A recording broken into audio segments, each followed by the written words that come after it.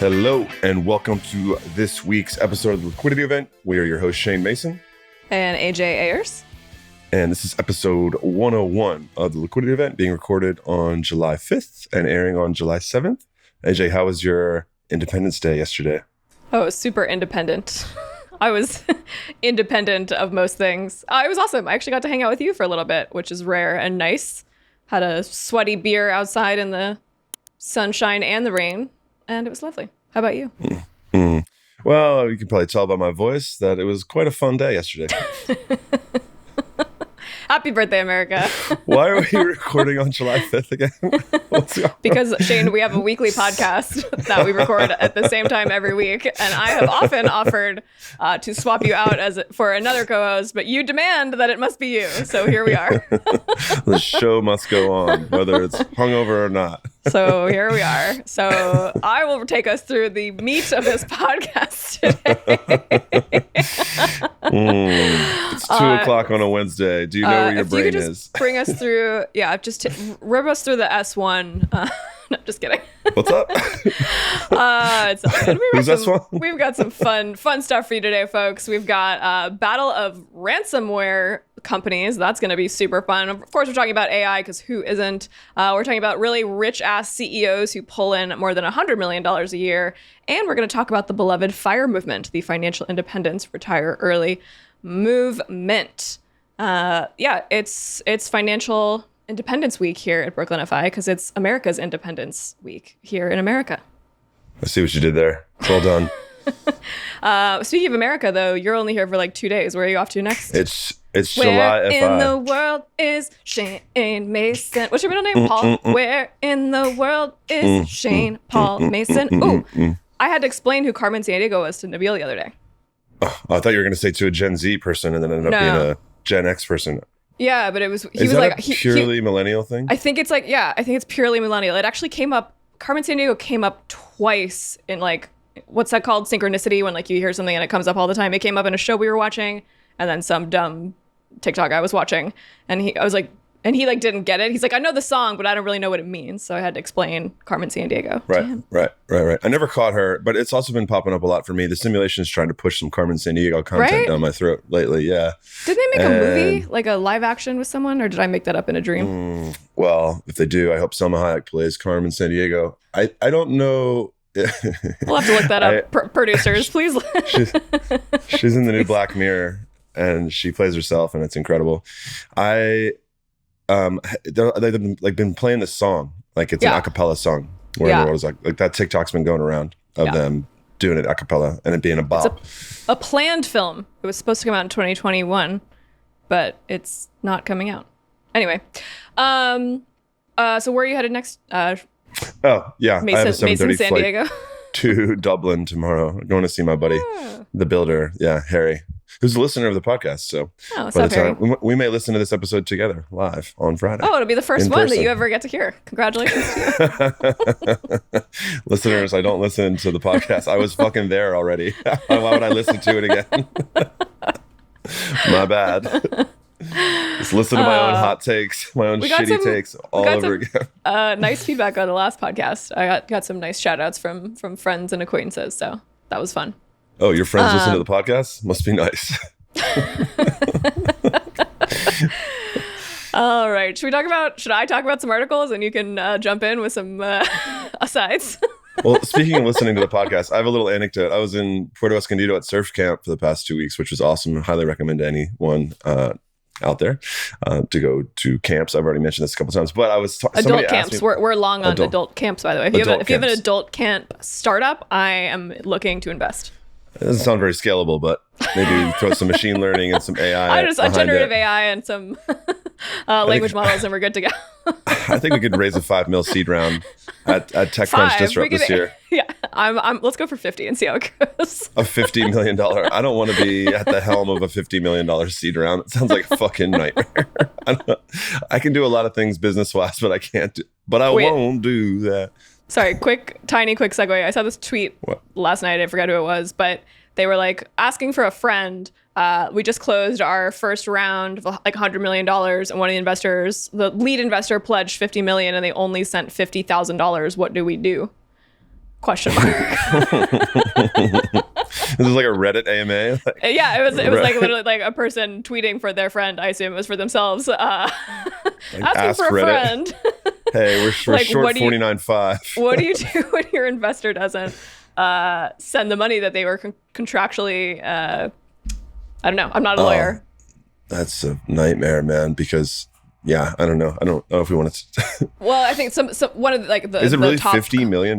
Maybe it wasn't 50. Maybe it was 10 million. Maybe it was millions. The 50,000 was insignificant. Maybe it was 10,000. I thought it was. Why even send 50,000? I don't know. That's part of your. I don't know. Huh. But yeah, I think that the best advice was basically like, cut your losses, go back to the investors, and just like try to replace them. But that sounds really hard. Your lead investor bails and doesn't send the money. Yeah, you got to start over. I mean, we've been talking about it a lot on the podcast about how hard it is to fundraise in this environment, this low or high interest rate environment that we've been experiencing. All the money's going to AI. If you're not working in AI, you're not getting any cash. It's been a recession for fundraising. We've talked about it on the past 3 or 4 episodes. We're going to talk about it again. What was it? $90 billion of venture capital investment happened in Q4 of 2021, and we're now looking at $30 billion per quarter. So it's like it's been cut by 2/3. 9 to 30. Yeah. 90 to 30, something like that. Yeah. So crazy. Down 67%.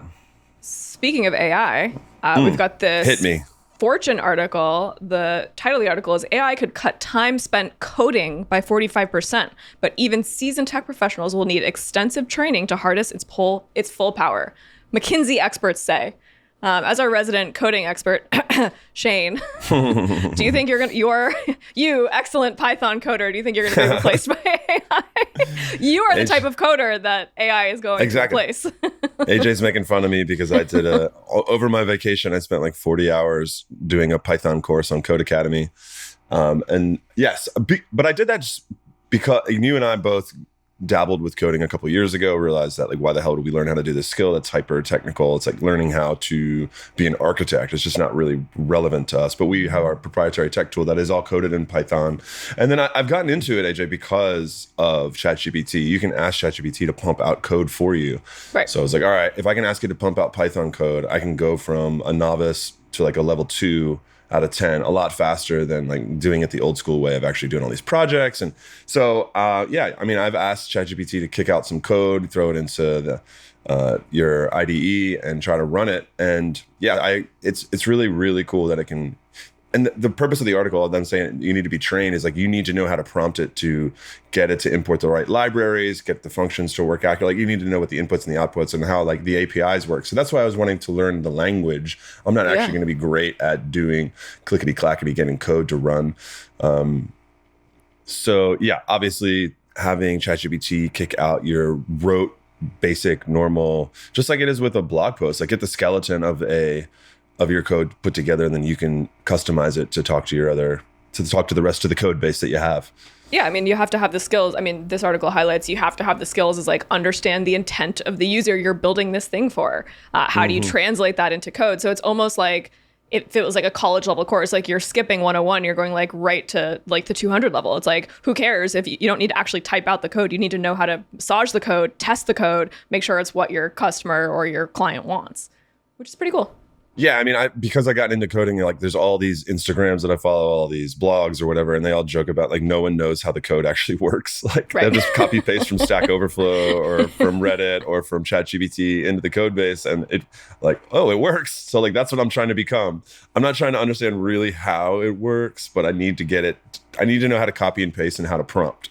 And those funny, skills are going to be super valuable. I was recently at like a women in tech like mixer event, and I like met a bunch of people, and they're like, I was like, oh, you're a founder, and they're like, yeah, I'm the technical co-founder. I'm like, cool. What's your coding experience? They're like, I just graduated from boot camp, and I was like, oh no, like that's no longer enough. Like you actually have to understand the architecture. Like I'm excited about this. I think it'll create more jobs, but I do worry a little bit that if you don't already have the experience of going through what it was like to be a coder from 2000 to 2022, you might be far behind. Like at this point, you're just gonna have to like leap ahead and basically just become an AI expert. Like that is your way into a job at this point. So I actually looked up a few different at like where would you go? Like if you are an engineer, you're 22, you're interested in coding, you can like kind of code, you're looking for a job. Maybe a lot of these like entry level coding jobs are going to disappear. So what do you do to level up? So there's 2 programs I found. One is the Artificial Intelligence Graduate Program at the Stanford University School of Engineering. That's going to be a good thing to throw on your resume, kids. Another one. No big deal. Just go to Stanford. Yeah. Thanks, AJ. You have to have a 3.0 and no basic Python. It's fine. But this other one is interesting. The Artificial Intelligence Business Strategies and Applications. It's a UC Berkeley like extension education program. I would hire someone if they had that shit on their resume. That's God. Awesome. No, but like, did you hear that, listener? Just go to Berkeley or Stanford if you're having trouble getting a job. They're like extension programs. These are not like they are attainable for your average bear. Oh, so they're like executive education. Yeah, executive education extension. Like, correct. It's Stanford MBA where you pay $50,000 to get the network. Correct. Yeah. This is going to be a couple grand, virtual, but you get the certification. Can't hurt. I think I'm going to sign up. BRB. Speaking of BRB, the Bidens were not at the White House this weekend. They were at Camp David. However, someone was partying, doing lines of blow in the Oval Office because they found cocaine residue in the Oval Office over the weekend. It was in the Oval Office? Or maybe I thought it was the Oval Office. I mean, maybe I heard it was in the White House. Okay, I might have embellished that a little bit. Maybe it was in the White House. If it was at the fucking desk at the Oval Office. No, that is iconic. I think I might have embellished that, or maybe I saw it. Fact check. Live fact check. Also, there's definitely footage of someone doing cocaine in the White House on someone's friends only Instagram right now. Like someone dumb enough to do absolutely. that definitely posted that. Yeah. No, I know. I'm trying to. What level of depth do I want to get into personal stories here? None, actually. Anyway. But it had to be Hunter Biden. Let me save right? you from yourself. Yeah. Do you know about Hunter? Oh, go ahead. Do you know about Hunter Biden? I am familiar. Yes. Anyways, I'm going to pull us out of this one, folks. We're going to move on to... I mean, for the listener, for those that don't know, because I didn't really know about Hunter Biden, but he's just like well known to be the biggest party and like records himself doing hard drugs and posts it on the internet. I didn't really know about this until recently. Like that is so wild for Joe to have to deal with. Wild hand that man got dealt in terms of family. Anyway, let's move along to the CEOs who pull in more than $100 million a year, just like us here at Brooklyn FI. Peso, we're pulling 100 million pesitos. Maybe. Anyway. Are you doing the conversion real fast? No, that would even be great. 100 million pesos would be fantastic. Still good. Still up there. Yeah. Done the math, yeah. So our friends at the Wall Street Journal did a nice review of all of the CEOs that make over $100 million. Now, we're not talking about $100 million in cash, right? Most of, at that level, both at that level of the company, it's all stock, right? So the highest paid CEO was Steven Schwarzman of private equity giant Blackstone. He makes $253 million, but about $190 million of that comes in the form of carried interest, which is the best way to get paid because it's basically like getting paid in long-term cap gains. You don't actually have to pay ordinary income taxes on it, which is a fantastic loophole that basically only applies to hedge fund managers. So folks, if you remember Biden's tax plan, I think it was both in the first and second version of it, had a proposal to close this loophole, which only applies to a very small percentage of the population making an absurd amount of money. That tax plan is definitely not happening at this stage in the political landscape. But yeah, carried interest is an excellent way to pay much, much lower taxes on, in this case, hundreds of millions of dollars. So good for you, Mr. Schwarzman. Man, where to go with that? There was another article about about hedge fund talent getting paid more than NBA stars. I think the Journal ran it, that there are, and my friends didn't. I had to explain to one of my friends about why somebody would, as a hedge fund manager, would make $100 million a year. Like Steph Curry is making $50 million a year, but the hedge fund talent apparently is getting, and I don't know why people even know this because it shouldn't be public information, but they ran an article about how some hedge fund talent is so in demand that they're getting paid like signing bonuses of $10 to $20 million, $100 million a year of income. Well, a lot of these companies, they're publicly traded. Like Blackstone is publicly traded. They're not in the S&P 500 because of a weird stock structure. But yeah, a lot of these are, it's all public. You can look all this stuff up. That's how the journal got this. Oh, right on. So yeah, I mean, it makes a lot of sense if you're running a $10 billion hedge fund and you're able to increase the returns by 2%, like the scale, whereas the revenue of the Clippers is never going to get to that level of influence that a hedge fund manager would have, or the ability to provide value to its investors and stakeholders. So, right, a hedge fund manager could own several NBA teams quite easily. yeah, sure. I don't know. That's really the analogy. Well, it's in terms of the scale, yeah. Some other highlights here: Barry McCarthy of Peloton makes roughly $160 million. Most of that was granted in stock, of course. He joined the company in spring of 2022 when Peloton stock was a lot higher than it is now. So that guy's got about $150 million of underwater stock options. So we'll see if he sticks around for a while at Peloton, which is also not doing so great. Another highlight here, we've got Live Nation's Michael Rapino making $139 million. So all your Taylor Swift and Grateful Dead Ticketmaster fees are going to that CEO's $139 million paycheck each year. Love shitting on the rich. Nothing like a good Eat the Rich article. No. The only body that gets the middle finger there is the Live Nation CEO getting $100 million. Like anyone that's tried to go to $139 million. Whatever. He makes more than $1 million a year. Like, fuck that guy. 139 middle fingers. Like anyone that's paid $40 for a convenience fee to Ticketmaster to go to a show. 40. Talk about, that's like 100. I bought Blackpink tickets. The most expensive tickets I ever bought, and the tickets themselves were $400, and I walked away paying $750 total per ticket. Like, what? Yeah, so convenient. So convenient for me to you send me an email. Anyway, what else we got here? Car repairs. Let's go to car repairs. Yeah. Mm-hmm. When was the last time you had a car repaired?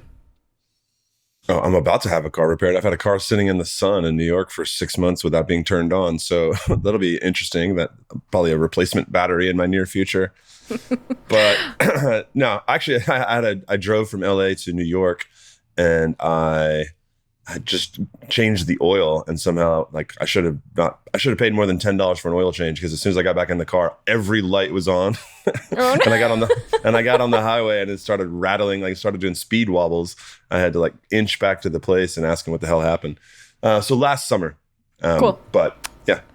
Oh, yeah, we've got a New York Times article, Why Car Repairs Have Become So Expensive. And the thesis here is basically cars are made up more of computers than actual parts that fit together. So an auto mechanic's manual and training from the 90s is basically no longer applicable. You basically have to be a software engineer to fix a car. If the air conditioning doesn't work, it's not a part you can replace. It's something wrong in the computer.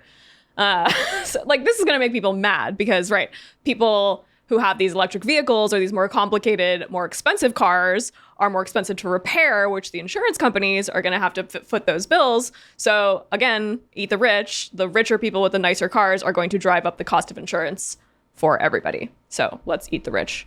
One thing I wanted to bring up is pride around driving a cheap, used old car. I find this a lot, especially in the financial planning FIRE community, which we're going to talk about later. There is this sense of of course there's car culture. I drive a fancy, beautiful car and I'm proud of it. But there's this opposite effect of I drive a beater and I'm proud of it because it doesn't cost me a lot of money and it's not a luxury that I need. Have you come across that? And do you subscribe to that? I don't know. I haven't come across that. No? No. I mean, I work with a ton of accountants and they all drive beaters. It's funny, a CPA either drives a Honda Civic or they drive a Mercedes SUV.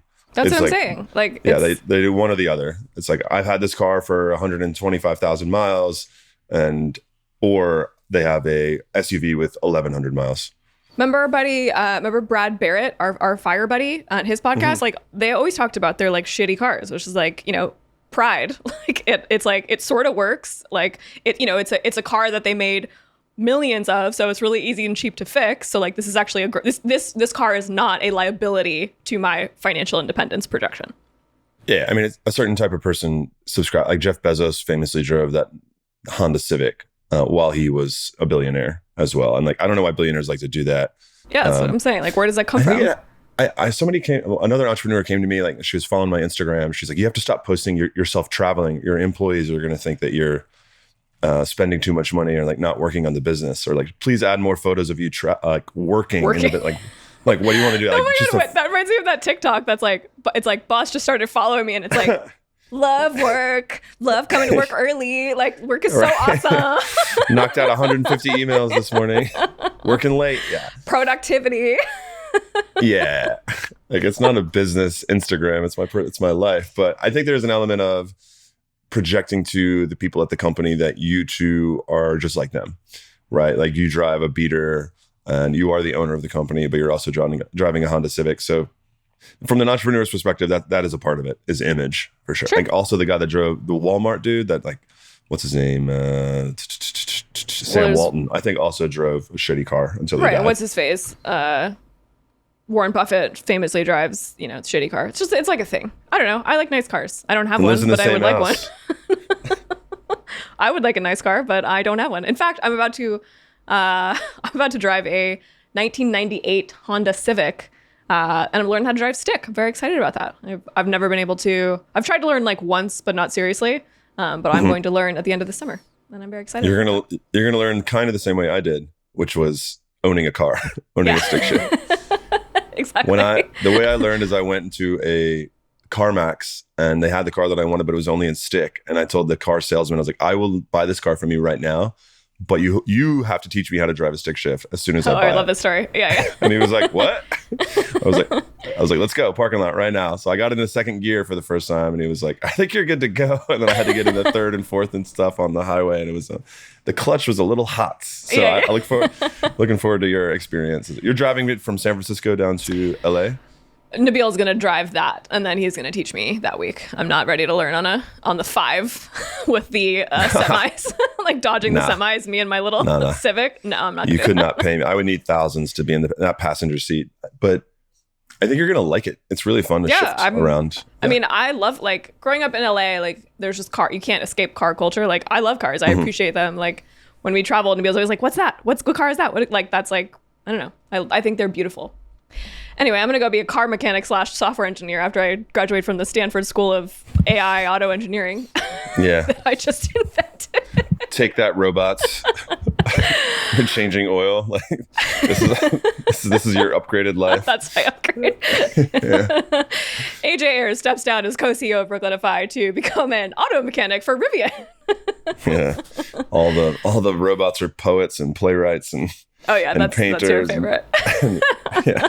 And we're fucking auto mechanics and plumbers. Speaking of auto mechanics and plumbers, I've got a hot new startup for you. It's called Honey Homes, which I learned about from our friends at TechCrunch on their podcast.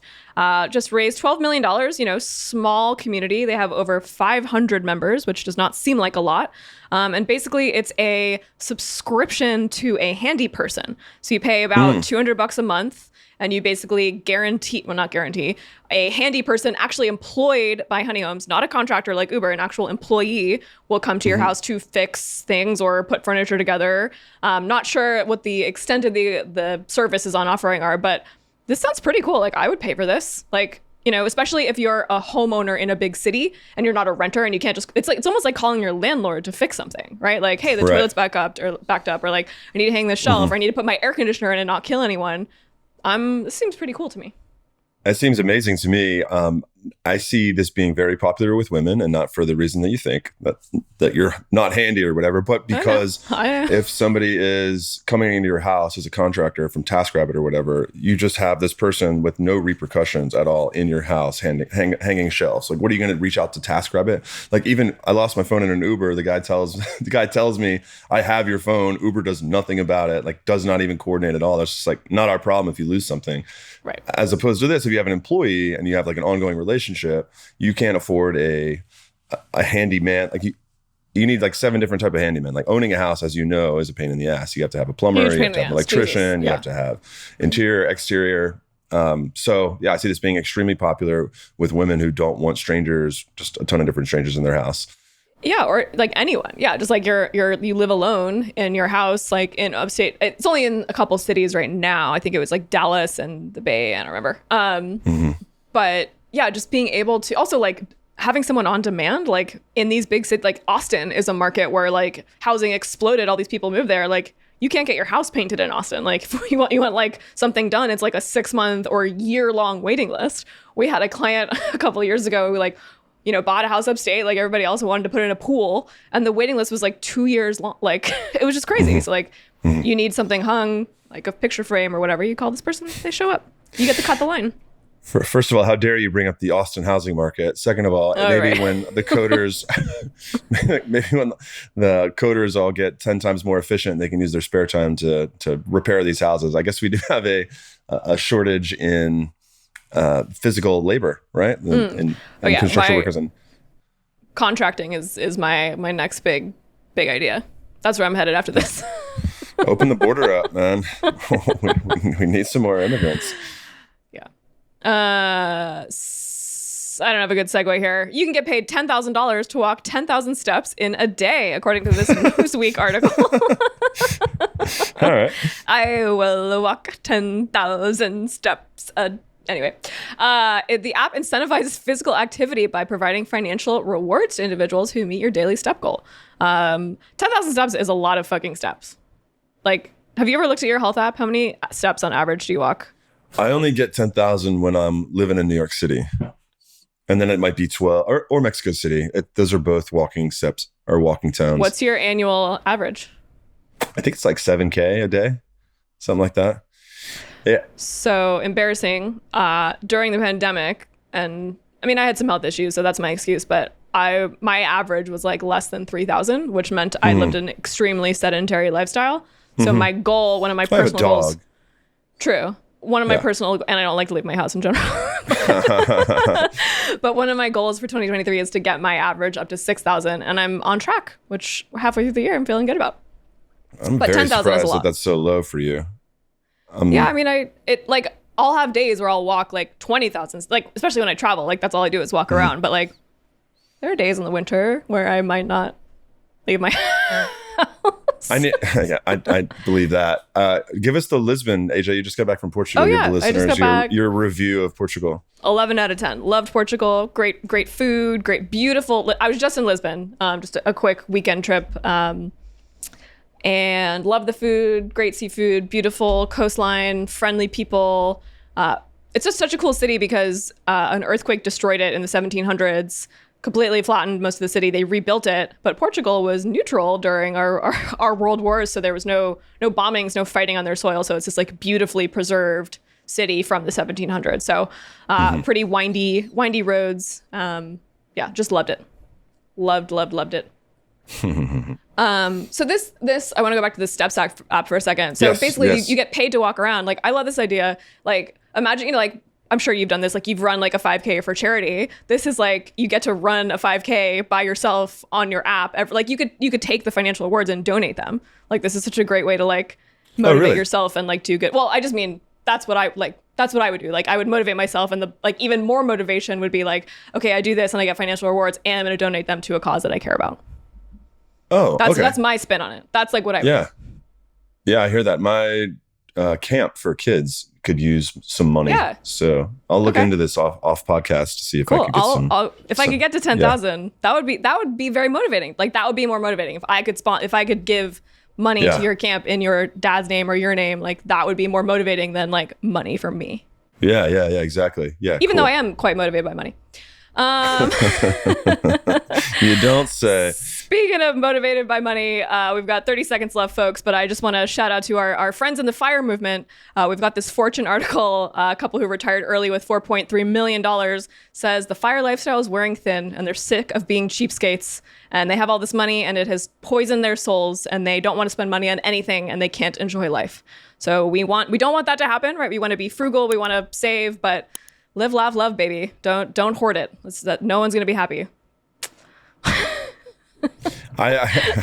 These articles are so. I know we don't have much time. I just think that these articles get clicks, and that's why we see these articles about being rich and retired and young is terrible. Like No, it's not. Shut up. Get your money and retire. Like, enjoy your life. Like, please interview me in 5 years. I will happily tell you how happy I am. Yeah. All right, folks. Thanks for joining us today. Shane, drink some water and some. Oh, I left you some Gatorade. It's in your shoe, by the way. I did see that. We'll see you next week, folks. Bye. Bye.